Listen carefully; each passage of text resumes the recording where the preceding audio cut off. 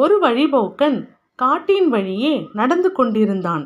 நீண்ட நேரம் நடந்ததால் அவன் கால்கள் வலித்தன. அங்கே ஒரு பெரிய ஆலமரம் இருப்பதை பார்த்தான். அந்த மரத்தை பார்த்ததும் அதன் நிழலில் ஓய்வெடுக்கலாம் என்று அவனுக்கு தோன்றியது.